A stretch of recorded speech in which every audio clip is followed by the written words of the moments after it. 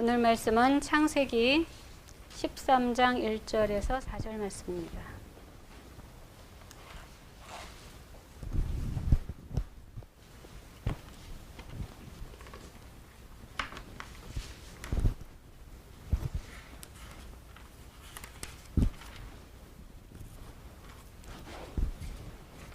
창세기 13장 1절에서 4절 말씀. 아브라함이 애굽에서 그와 그의 아내와 모든 소유와 롯과 함께 네겝으로 올라가니 아브라함에게 가축과 은과 금이 풍부하였더라. 그가 네겝에서부터 길을 떠나 베델에 이르며 베델과 아이 사이 곧 전에 장막 쳤던 곳에 이르니 그가 처음으로 제단을 쌓은 곳이라. 그가 거기서 여호와의 이름을 불렀더라.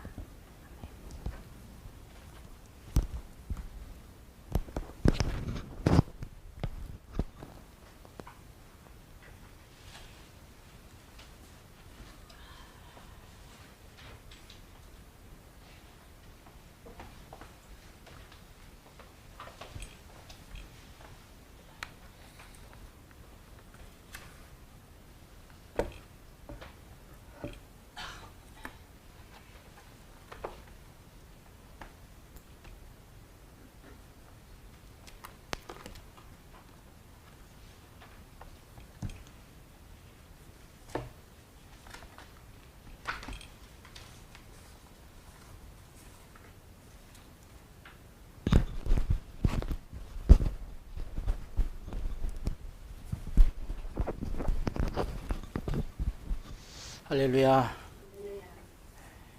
참으로 좋은 날입니다. 지난 주일날 우리는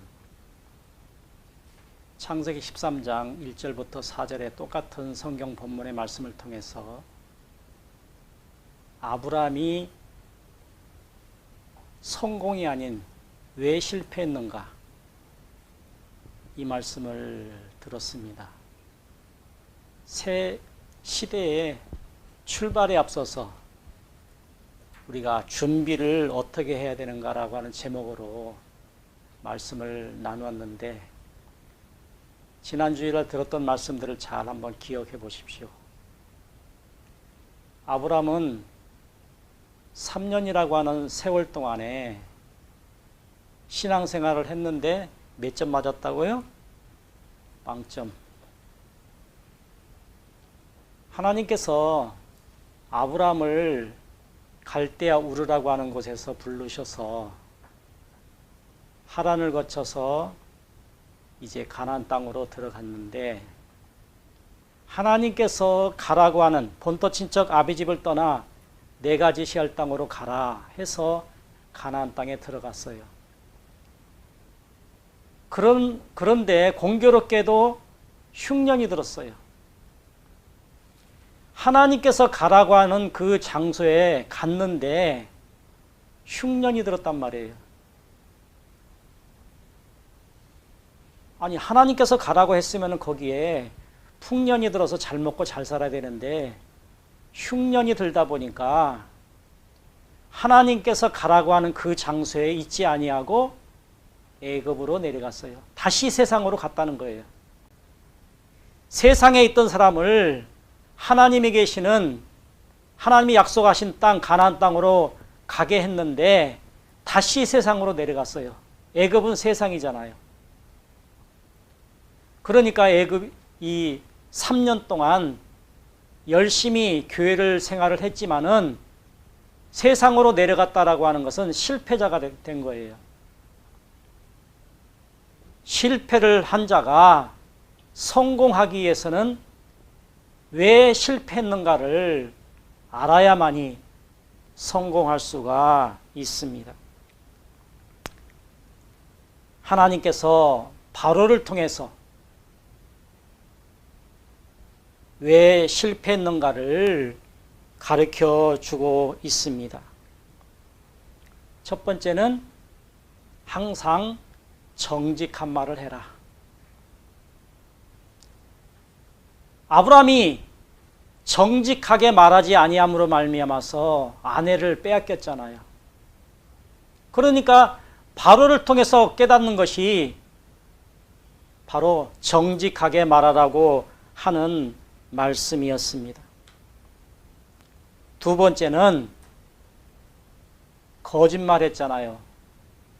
마음속에 있는 마귀 새끼, 거짓을 버리고 하나님의 말씀을 마음속에 채우라고 말씀하고 있습니다. 바로 바로를 통해서 아브라함이 실패하게 된 원인들을 그 문제를 성공으로 이끌기 위해서는 항상 정직한 말을 해야 되고 마음속에 거짓 마귀 새끼를 집어 던져버리고 하나님의 말씀을 내 마음속에 채워야 되는 것입니다.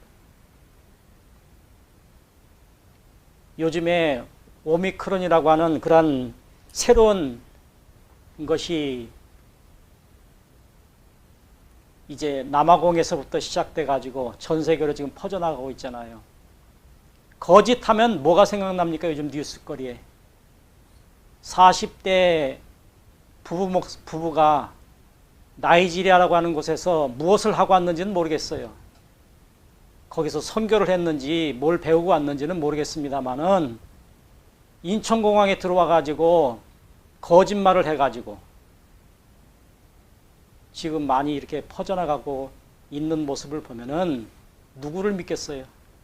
아니 젊은 목사가 돼 가지고 왜 거짓말을 해 가지고 방송에서 목사가 돼 가지고 왜 거짓말을 하냐, 그렇게 비난을 받고 있어요. 목사면은 거짓말을 하지 말아야죠. 지금 많은 사람들이 그 문제로 인해서 교회가 지금 핍박을 받고 있잖아요. 교회 목사가 돼가지고 왜 그러냐, 그런 거짓말을 하느냐. 거짓말하는 사람들은 국회의원이 돼야 되고 했는데 또 불구하고 목사마저도 거짓말을 하고 있는 이 현실. 거짓의 아비는 마귀예요. 마귀의 새끼가 바로 뱀의 새끼, 뱀의 새끼. 그게 바로 거짓이라는 거예요. 우리 마음속에 이런 악한 것들이 너무나 많이 있다라고 하는 사실입니다. 실패하는 사람의 특징은 잘못된 계획을 버리지 못하고, 미련을 버리지 못하고, 그것을 계속 이제 계획을, 미련을 버리지 못하고 계속 그것을 또 한다는 거예요. 그러니까 또 실패할 수밖에 없습니다. 탕자는 그가 욕심이 많았지요. 탐욕이라고 하는 것이 우리 마음속에 있었어요. 탐욕을 버리지 못함으로 말미암아서 나에게 줄 것을 아버지 좀 주세요. 내가 마음껏 세상에 나가서 잘 먹고 잘 살게. 한 번만 얘기했겠어요? 여러 번 얘기해서 아버지에게서 결국 자기에게 주어질 유산을 물려받고 세상에 나가서 마음껏 놀았어요. 그러니까 거기에 친구들이 엄청나게 많았어요. 돈이 많으니까 맛있는 밥도 사주고 술도 사주고 하니까 많은 사람이 꼬여들었어요. 그러나 돈이 없자 한 사람도 남지 않았습니다. 그래서 배가 고라서 돼지 쥐염 열매를 먹을 것을 찾기 위해서 돼지를 치러 갔지만은 돼지에게 주는 쥐염 열매마저도 주는 자가 없었다라고 말씀하고 있습니다.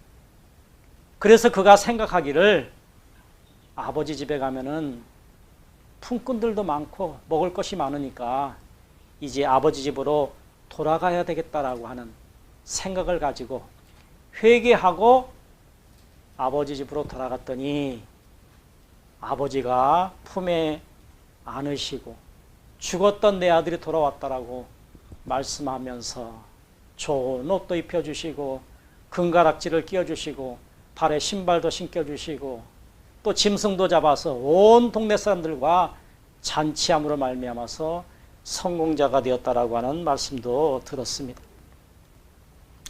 우리들은 이방인들입니다. 이방인들이기 때문에 하나님께서는 이방인들에게 관심이 없어요. 그러나 이스라엘 백성들이 하나님과 약속한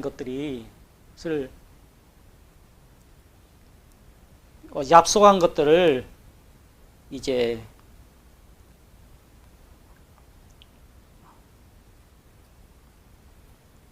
버림으로 말미암아서 이방인들은 약속을 받았어요. 예수만 믿으면은 천국에 갈 수 있다. 이렇게 탕자가 스스로 깨닫고 돌아온 것처럼 우리들도 돌아오게 되면은 하나님께서 다시 시작할 수 있는 그러한 기회를 주신다라고 말씀을 듣게 되었습니다. 하나님께서 이방인들에게 관심이 없지만은 회개하고 돌아오게 되면은 다시 시작할 수 있는 그러한 기회를 주신다라고 말씀하고 계십니다. 성경에서는 죄의 결과를 수고와 고통과 사망이다라고 말씀하고 있습니다. 아담이 실패했을 때 그에게는 수고라고 하는 그러한 것을 허락함으로 말미암아서 그가 땀을 흘려야만이 먹고 살 수 있었고, 하와가 잘못했을 때는 고통을 그에게 주어서 해산의 고통을 주게 되었습니다. 이 땅에서 영원히 살 수 있도록 하나님께서 우리에게 영원히 살 수 있는 그러한 은혜를 허락하셨지만은 아담과 하와가 범죄함으로 말미암아서 죽음이라고 하는 것이 이 땅에 오게 되었습니다. 이 수고와 고통과 사망이 마지막은 지옥으로 갈 수밖에 없습니다. 아브라함이 하나님 앞에 쓰임받기 위해서 또 성공하기 위해서는 자신이 성공할 것이다라고 생각을 하고 애굽으로 내려갔던 그 내려감에서 다시 하나님이 계시는 곳으로 올라가야만이, 애굽을 떠나야만이 그가 성공할 수가 있는 것입니다. 마귀는 할 수만 있으면은 애굽에서 떠나지 못하도록 미련이라고 하는 것을 통해서 이곳 조금만 더 있으면은 내가 괜찮을 거야. 이 미련이라고 하는 이런 것들을 통해서 떠나지 못하도록 결국에 망하게끔 하는 것이 바로 마귀의 전략입니다. 아브라함은 창세기 13장을 보면은 하나님의 계시는 곳, 말씀이 있는 곳에 있어야만이 성공할 수 있다라고 하는 것을 이미 말씀을 통해서 들었습니다.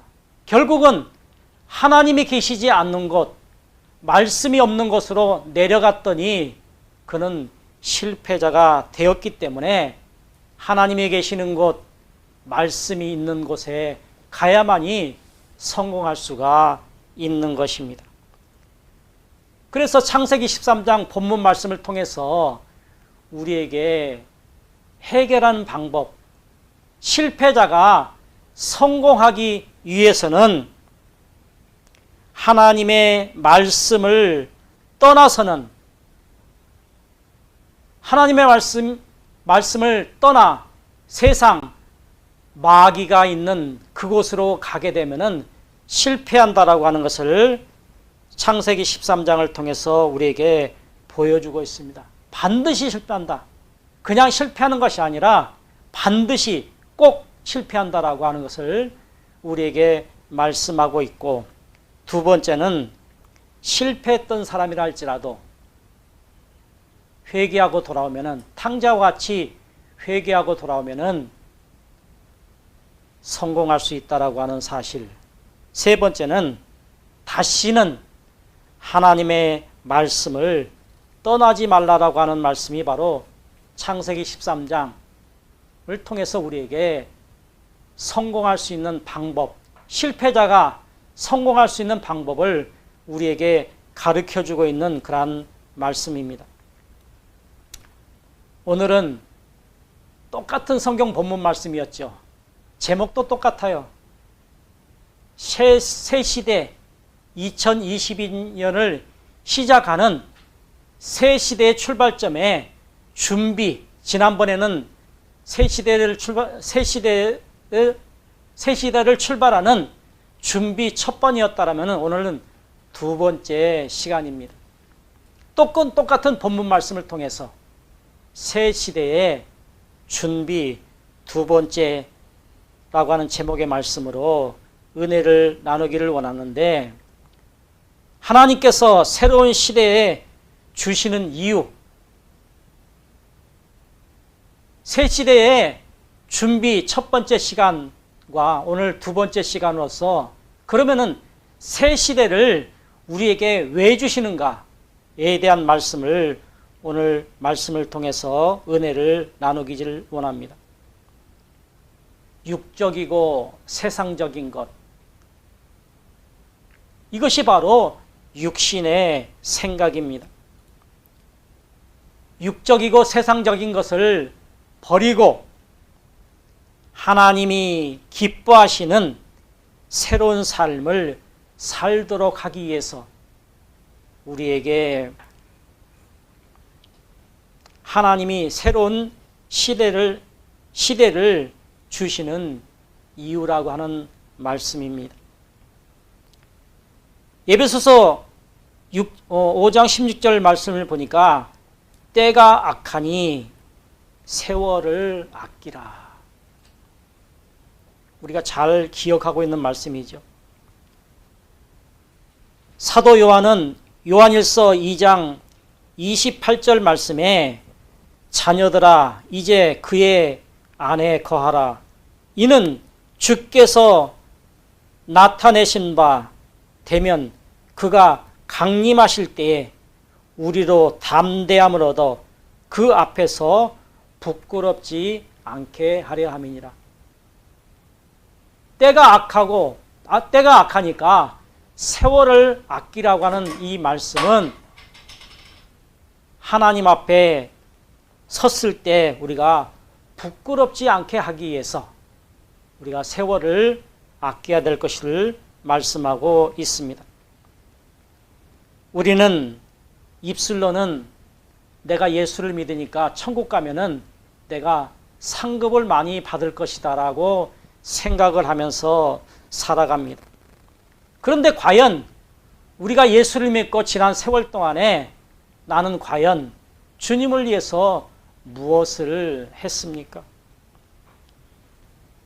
지금도 지나간 시간은 그렇다 할지라도 지금 오늘 나는 주님을 위해서 무엇을 주님 앞에 드리면서 어떤 생각을 가지고 신앙생활을 하십니까?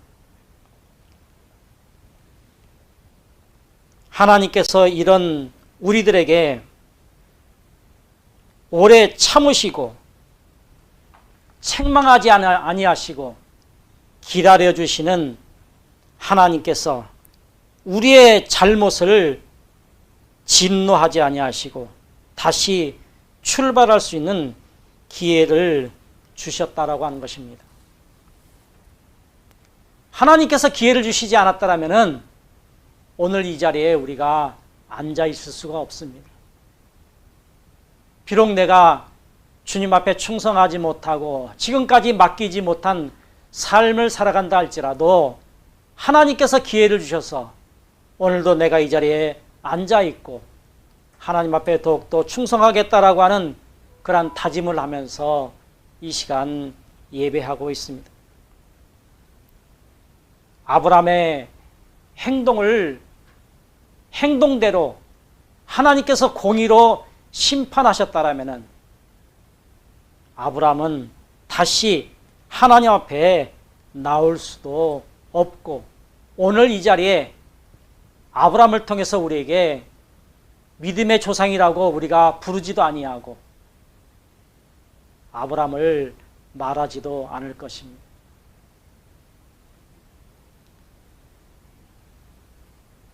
아브라함의 행동은 공의로 판단한다라면은 그가 주님 앞에 나올 수 없는, 버림받아야 마땅한 그런 사람이야 될 것입니다. 그러나 하나님은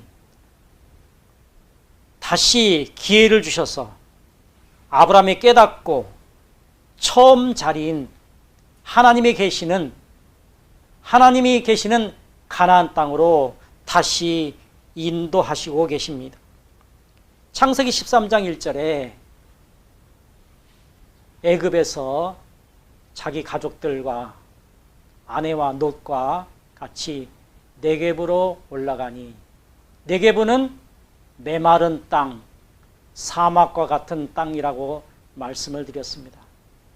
비록 네겝은 사막과 같은 메마른 땅이라 할지라도 하나님께서 함께 하시면은 젖과 꿀이 흐르는 그러한 땅이 되는 것이고, 거기에는 성공만이 있는 장소가 될 것입니다.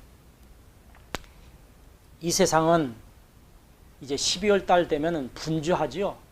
결산을 해야 되기 때문에. 잘못된 것은 수정을 하고 또 새로운 해를 맞이하기 위해서 많은 계획들을 세웁니다. 세상은 그래요. 그런데 우리 믿음의 성도들은 과연 어떤 마음으로 하나님 앞에 서 있습니까? 우리가 세상 사람들과 똑같이 세상에서 살고 있어요. 마귀가 지배하는 이 세상에서 살고 있습니다. 그러면은 세상 사람들과 같이 계획도 수정을 하고 계획을 세우고 나아가야 되는데, 우리 믿음의 성도들은 그렇지 못하다라고 하는 것이 문제입니다.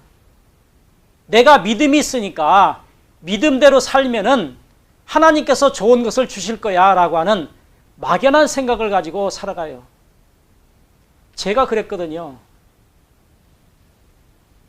저희 아버지는 저기 전라남도 고흥이라고 하는 곳에서 목회를 했어요. 그런데 맹장이 왔어요. 맹장이 오면 당연히 병원을 가야 되잖아요. 믿음 때문에 나 믿음으로 하나님께서 고쳐주실 거야 라고 생각을 하고 복막염이 돼서 돌아가셨어요. 제가 3살 때. 그러니까 아버지 얼굴도 모르고 이름 석자도 몰랐었어요. 근데 제가 그 믿음을 이어받아 가지고요, 당뇨가 와가지고 지금 제가 눈이 이렇게 됐어요. 막연하게 믿음으로 살면 된다라고 하는 그런 생각으로 살면 안 된다라고 하는 것입니다. 하나님께서 물론 고쳐주시지만은 내가 이 땅에 살면서 당뇨가 왔으면은 열심히 식사도 제대로 하고 또 먹지 말아야 될 것도 먹지 말고 그렇게 해야 되는데, 하나님이 고쳐주실 거야 라고 생각을 하고 제가 그 관리를 안 했어요. 그러다 보니까 이렇게 시간이 흐른 게, 제가 2000년도부터 이게 당뇨가 오기 시작했거든요. 신학교를 딱 막 졸업한 해예요. 96년 들어가가지고 2000년도 그때 신학교를 졸업을 하고 이제 대학원에 2000년도에 들어갔는데, 그때 이 당뇨가 오기 시작했습니다. 당뇨가 벌써 21년이 됐어요. 관리를 잘했더라면은 지금과 같은 이런 상황이 되지 않았을 텐데, 이제 이렇게 심하게 되다 보니까 눈도 어두워지고 좀 상당히 생활하기에 불편한 그러한 상황이 됐습니다. 저도 그렇지만 여러분들도 마찬가지입니다. 내가 믿음이 있다 할지라도 믿음마저도 하나님께서 은혜를 주셔야만이 우리에게 믿음이 생기는데, 믿음을 가질 수가 있는데, 내가 믿는다라고 해서 내가 노력하지 아니하고 하나님 앞에 맡기지 아니하면은 저와 같은 그런 결과가 올 수 있다라고 하는 사실입니다. 본문은 다시 시작하는 아브라함의 새로운 계획과 목표를 준비하는 출발점의 기록의 말씀입니다. 본문은 아브라함이 새로운 출발을 하면서 준비를 하고 출발하는가를 보여주는 첫 번째의 모습입니다.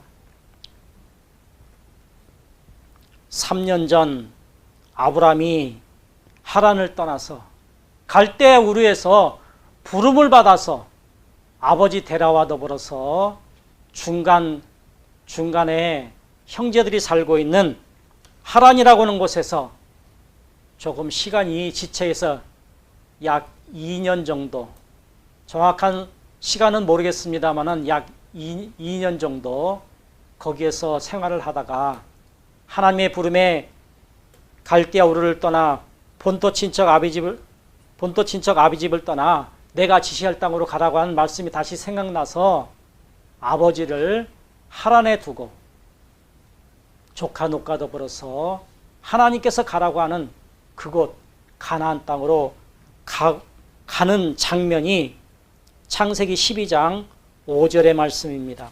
아브라함이 그의 아내 사레와 조카 놋과 하란에서 모은 모든 소유와 얻은 사람들에 이끌고 가나안 땅으로 가려고 떠나 마침내 가나안 땅으로 들어갔더라.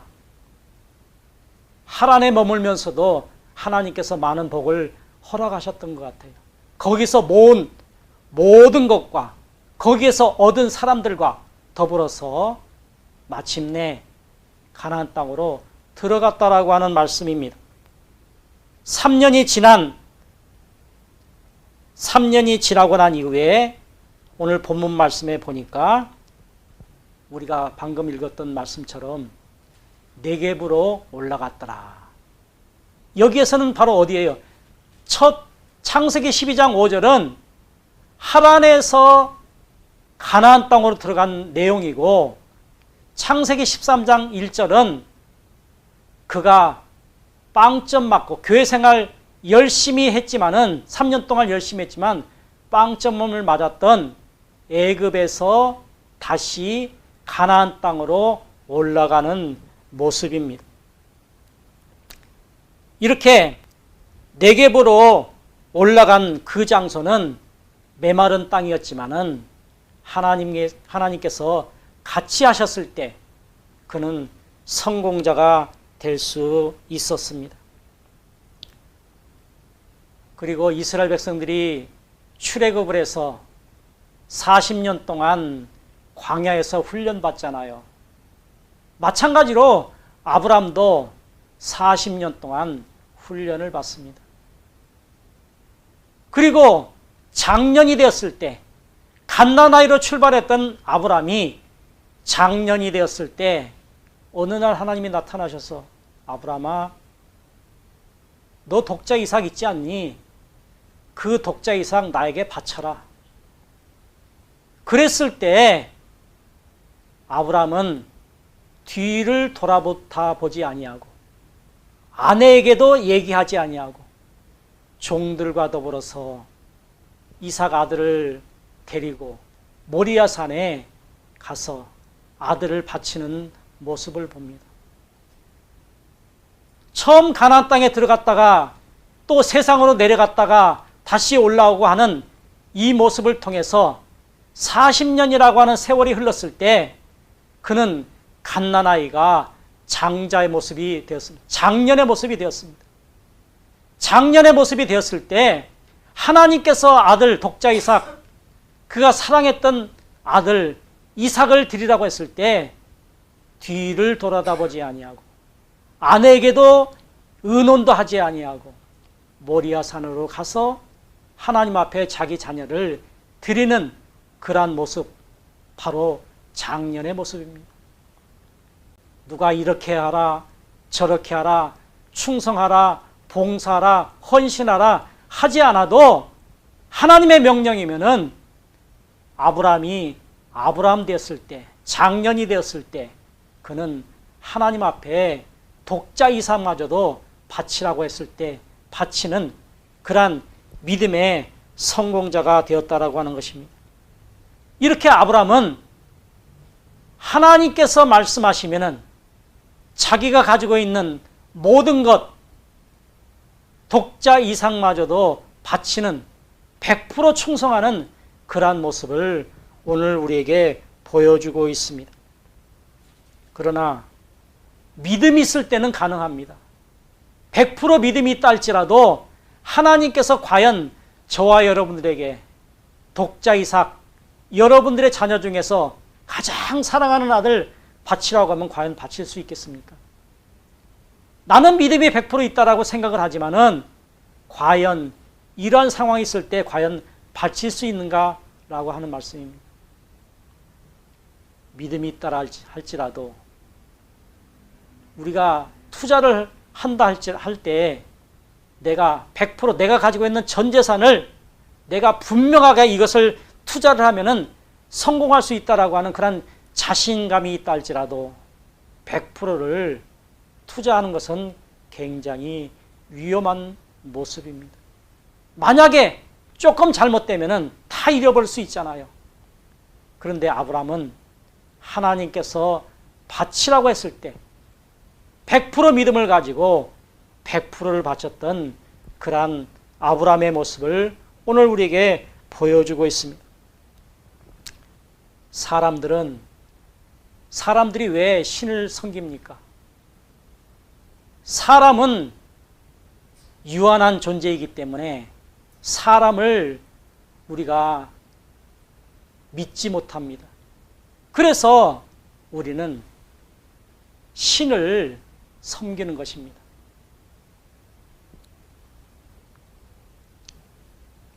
오늘 우리는 말로는 우리가 믿는다고 그렇게 말하면서 제가 많이 말씀드리는 내가 믿는 하나님은 살아계시고 유일하시고 전능하신 하나님, 그는 천지창조하신 전능하신 하나님, 또 살아계시는 참신이신 하나님. 이 세상에는 모든 신들이 있지만 그건 신들이 아니야. 한 분밖에 안 계시다라고 하는 그 신을 우리가 말하고 있습니다. 그렇게 고백을 하고 있습니다. 그런 하나님께서 나에게 모든 것을 맡기면 너희가 필요한 모든 것을 주시겠다라고 약속을 하지만은 우리는 그 하나님의 말씀이 내 귀에 들어오지 않습니다. 모든 것을 맡기면 하나님께서 복을 주시겠다, 네가 필요한 모든 것을 주시겠다라고 그렇게 말씀하시지만은 우리는 100%는커녕 10%도 맡기지 못하는 우리들의 모습이라고 하는 것입니다.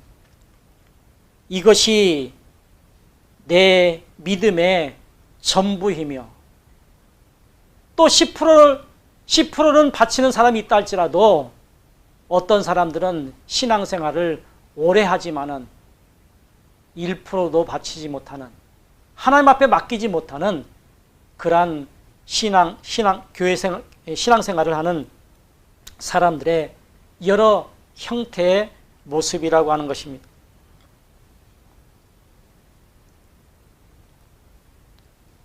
이단에 속해 있는 사람들은 어떻습니까? 이단 교주가 너희들의 전 재산을 바치라고 하면은 그 사람들은 재산이 아깝다고 생각을 하지 않습니다. 자기의 집도 다 팔아서 바칩니다. 그리고 가족이 반대를 해도 가족을 다 버리고 그들이 집단 생활을 하는 모습들을 봅니다. 이단들은 그렇게 해요. 그런데 살아계시고 유일하시고 전능하신 하나님을 믿는 우리들은 과연 그렇게 하고 있는가라고 말씀을 드려볼 수 있습니다. 우리들은, 나는, 저는 그렇게 하지 못하고 있다고 하는 것입니다.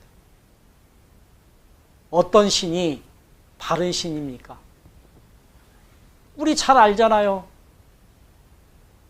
그들은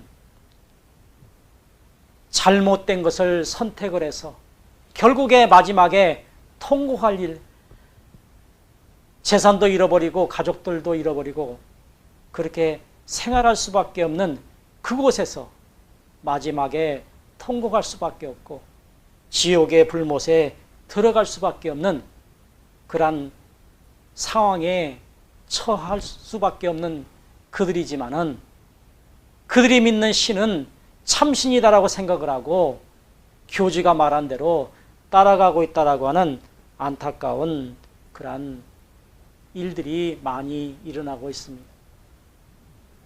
히브리서 11장은 믿음의 선진들의 모습들이 기록되어 있습니다. 히브리서 11장에 기록된 믿음의 선진들의 모습을 보면은 바로 하나님께서 말씀하신 대로 행동했던 그러한 모습의 선진들의 모습들을 우리가 볼 수 있습니다. 세상 종교는 사람들이 가진 것을 가지고 신들을 섬깁니다. 신들이 사람들을 도와주는 것이 아닙니다. 세상 종교는 내가 가지고 있는 것을 가지고 신을 섬겨요.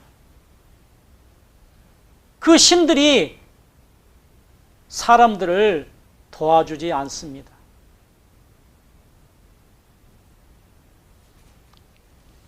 사람들이 모든 것을 가지고 신을 섬기지만은 주든지 주지 않든지 복을 주든지 복을 주지 않든지 누구의 마음이에요?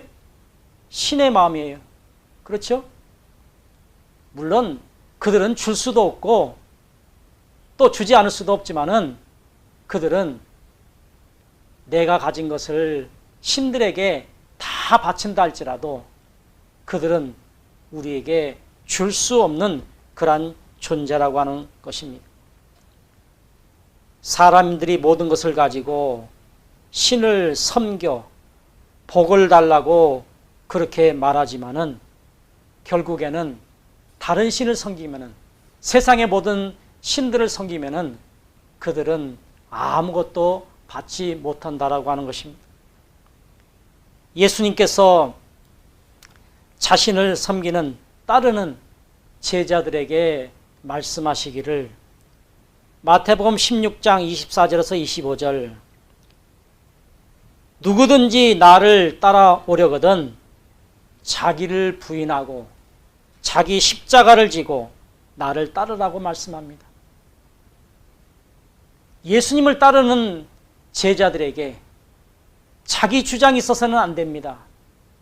자기를 부인하고 자기 십자가를 지고 따르라고 말씀을 하고 있고 누구든지 제 목숨을 구원코자 하면은 잃을 것이요 누구든지 나를 위하여 목숨을 잃으면은 찾으리라. 세상 이치와 정반대지요. 예수님을 위해서 목숨을 드리게 되면은 바치면은 죽는 것이 아니라 사는 역사가 있다라고 하는 말씀입니다.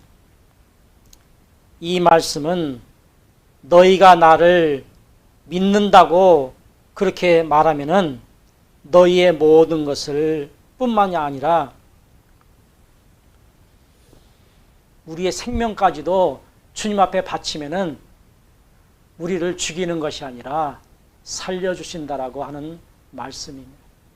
모든 것을 바치고 우리의 생명까지도 주님 앞에 바치면은 하나님께서 책임져 주신다라고 하는 말씀입니다. 이 말씀을 들으면서 나는 과연 그렇게 할 수 있을까? 너무나 심한 말을 하고 계시네 라고 말할지는 모르지만은 내 모든 것, 나의 생명까지도 주님 앞에 바치라고 하는 그러한 말씀이라고 하는 거예요. 이스라엘 백성들은 11조를 드리라고 말씀합니다. 어떻게 바치냐? 10에 10을 바치라고 말합니다. 처음에는 10분의 1, 100만 원을 벌었으면 10분의 1, 10만 원만 하나님 앞에 바치라. 이제 10의 9를 가지고 너희 생활을 하라는 거예요. 그런데 어느 날 하나님이 나타나셔서 너 가진 건 10분의 9도 다 바쳐라. 그러면 이스라엘 백성들은 다 바쳤어요. 그게 참 11조예요. 내 것은 아무것도 없어요. 하나님은 주인이시고 우리는 종입니다. 하나님께서 은혜를 허락하셔서 우리에게 10의 9를 쓸 수 있도록 허락하셨고 10분의 1만 바치라고 하는데도 그것마저도 우리는 바칠 수가 없습니다. 하나님께서 나머지 10의 9도 내가 필요하니 바치라고 했을 때 바칠 수 있는 그러한 믿음이 우리에게 필요합니다. 하나님이 원하시면은 하나님 앞에 다 드릴 수 있겠습니다라고 하는 그러한 고백이 바로 아브라함이 자기 자식 독자 이삭을 바쳤던 그 모습입니다. 가장 사랑했던 마지막 10의 9나 마찬가지인 자기의 독자 이삭 마저도 바칠 수 있는 그러한 믿음을 요구하셨을 때 하나님 앞에 바칠 수 있는 장년된 모습이 오늘 우리에게 필요합니다. 마태복음 19장 27절에 베드로가 이렇게 말을 합니다. 내가 가족도 버리고 직장도 버리고 예수님을 따랐으니까 우리가 어떻게 되겠습니까? 라고 물어봤을 때 우리가 모든 것을 버리고 주를 따라싸우니 그런즉 우리가 무엇을 얻으리까? 마태복음 19장 28절 29절에 예수께서 이르시되 내가 진실로 너희에게 이르노니 세상이 새롭게 되어 인자가 영광의 보좌에 앉을 때에 나를 따르는 너희도 12보좌에 앉아 이스라엘의 12지파를 심판하리라. 또 내 이름을 위하여 집이나 형제나 자매나 부모나 자식이나 전토를 버리는 자마다 여러 배를 받고 또 영생을 상속하리라 라고 이렇게 말씀하고 있습니다. 우리가 하나님을 믿고 하나님께 받을 수 있는 복은 분명 정해져 있습니다. 내가 10%만 하나님 앞에 투자를 했다라면 나는 10%밖에 받을 수 없는 거예요. 그런데 10% 투자해 놓고 하나님 나에게 100% 주세요 라고 하는 것은 뭐예요? 강도죠. 강도, 날강도. 그죠? 손에 칼만 안 들었지, 무기만 안 들었지 하나님 앞에 강도짓 하는 거예요. 내가 100% 바쳐놓고 하나님 나에게 복 주세요 했을 때 100% 주시는 것이지 내가 5% 10%도 바치지 아니하고 나에게 복 주세요. 이건 날강도죠. 내가 하나님을 이제 믿고 보여드리는 내 믿음의 분량만큼 내 분량만큼 하나님께서 복을 주신다라고 하는 사실입니다.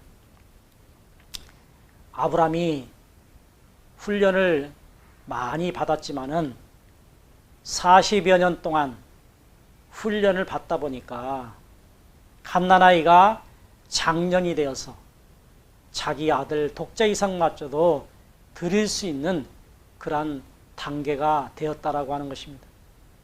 그래야만이 내가 원하는 만큼의 복을 받을 수가 있는 것입니다.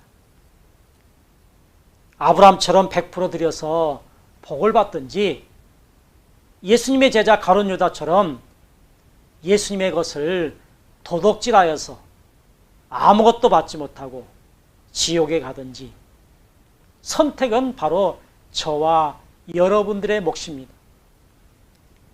말로만 믿는다고 말하지 말고 행동과 진실함으로 믿음을 하나님께 보여드리는 저와 여러분들이 되시기를 예수님의 이름으로 축복합니다.